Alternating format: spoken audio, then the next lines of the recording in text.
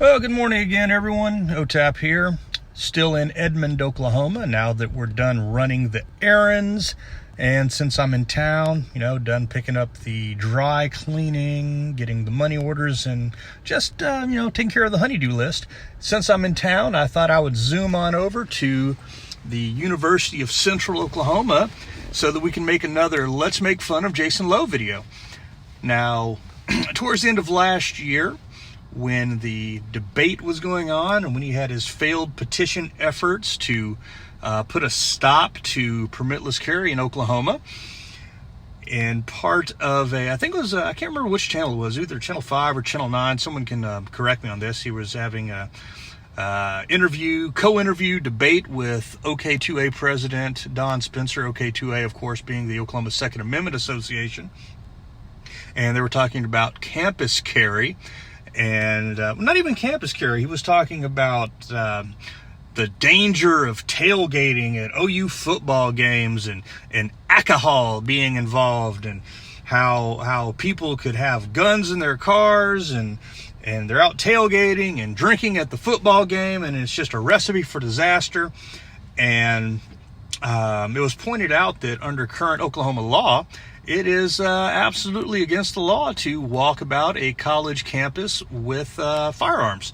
You can have it in your car in a parking lot, but you can't get out of the car with it. You can't go in any buildings, nothing of that sort. The one exception to that in Oklahoma is you have to have written permission from the president of the college or university in order to carry on their campus. This is something that happens very, very rarely in Oklahoma.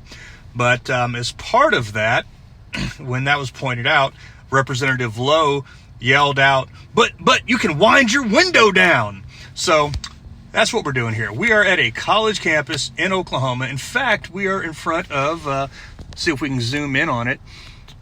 There it is, police services. This is the police department at UCO. And look at that. Window winding down, as he put it, rolling down, as others would say. And look at that. No death, no destruction. Terrible things are not happening because a person rolled a window down at a college campus. So I think I've made the point.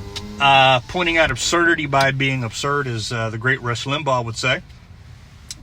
Now, we do have some pending bills coming up this legislative session here in Oklahoma at the state capitol.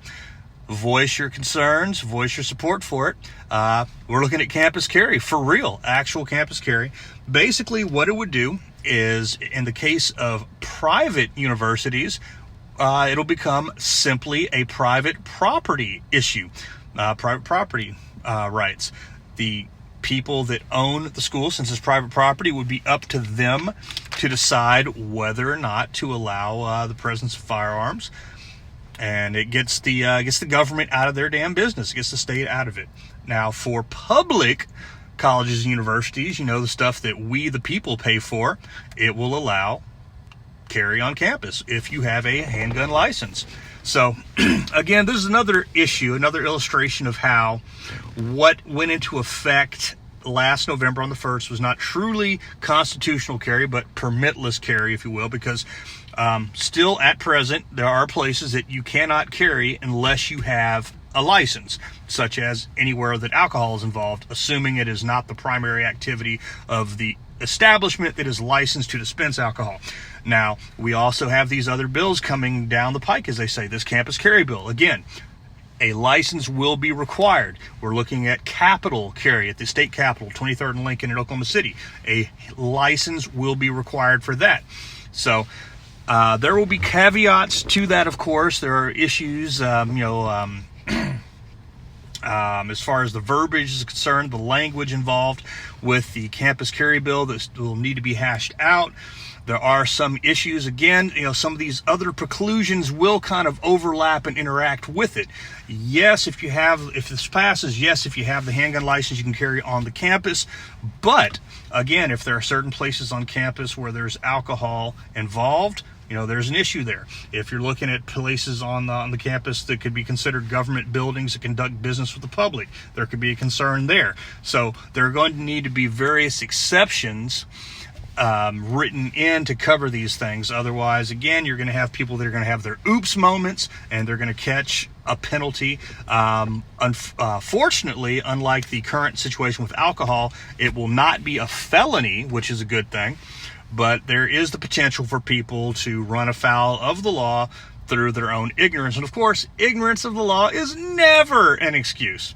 So if you know what the law says, you're a lot less likely to break the law. So right now, the SDA, the 2019 edition, it is online at the OSBI's website. Go there, download it, read it, be familiar with it, actually understand it. And of course, whatever changes go into effect are signed into law through this session and the governor putting an autograph on it. That new edition will be out November 1st of this year. Again, OSBI's website, go look it up. So, hey, one more time, glutton for punishment, rolling the window down again, and oh my goodness, again, no more death, no more destruction. It is just not, it's not the end of the world, folks. Responsible people, law-abiding citizens, that's what it's all about, people. So, have a fantastic day. OTAP out.